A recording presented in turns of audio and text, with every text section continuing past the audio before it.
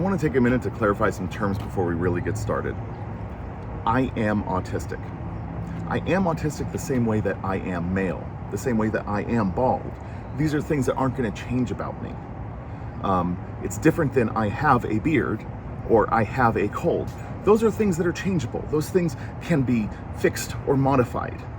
Now, you might be saying, wait a minute, people change their gender. No, they come to a better understanding of themselves. They understand themselves better and they identify their gender in a more clear way. I used to have lots of hair. As I grew and matured, I understood myself better. I had always been someone who was going to be bald. So I've always, in a sense, been a bald person. I have 2 arms, but those could be removed. So I do not have autism. That is not going to change. Different traits may come and go, but the autism is not going to, ever.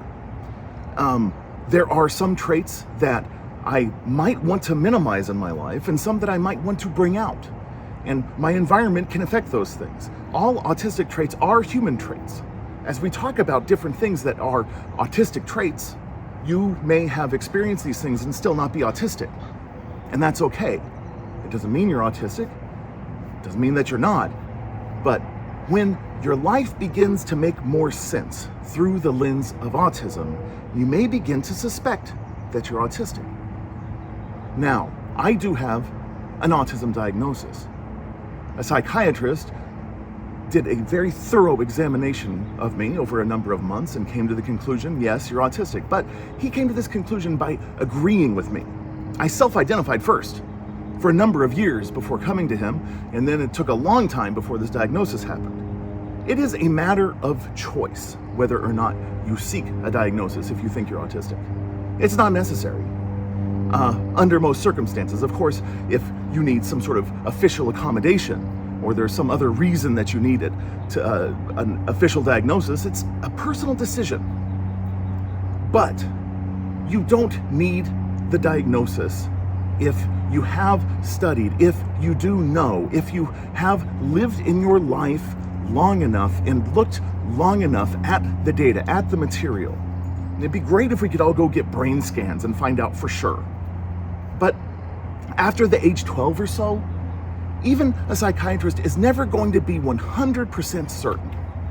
And that's because the diagnostics as they exist were made for adolescent and younger white boys. Because the entire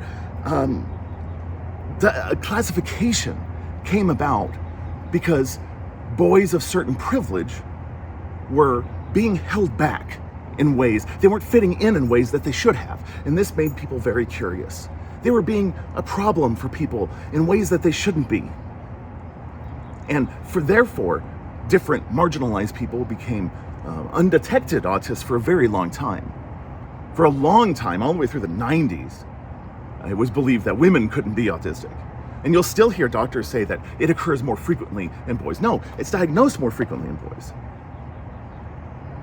The masking is much heavier in marginalized populations because they are forced to try and fit in even harder, and certain expectations are different in our cultures.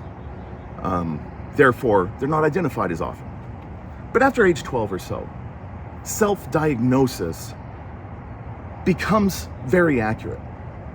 Now, we can debate this all day long, but somebody does not come to you with their self-diagnosis and have this be something that's up for debate in their mind.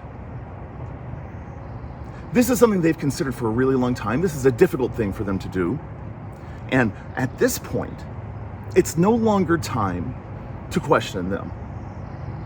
You can talk amongst yourselves, you can talk behind their back, nobody can stop you from that. Fine.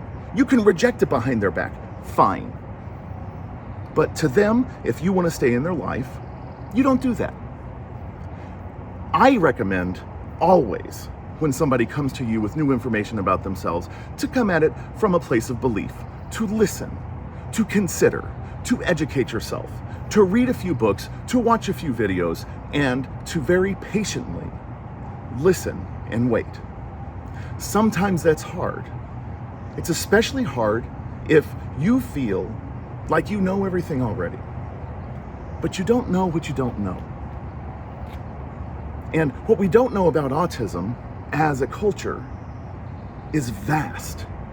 Because what we've been paying attention to are the visual signs that play well for the camera. And for those of us experiencing autism, those are the least things that matter. And they're the quickest things that we shut down because we want to fit in and be accepted. And we've clearly shut them down if we're late identified.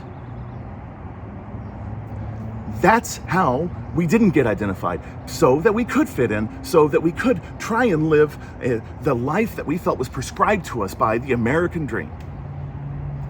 Now something has gone undetected for a long time and something has felt off. There were patterns that we were recognizing that were just not right. And when we began to understand something about autism, suddenly all of these patterns made sense and our life made more sense, and the unwrapping and uncloaking of our lives began. And that's where you come in. That's the part where you step out on the stage and you're invited to uncloak with us. So, let's begin.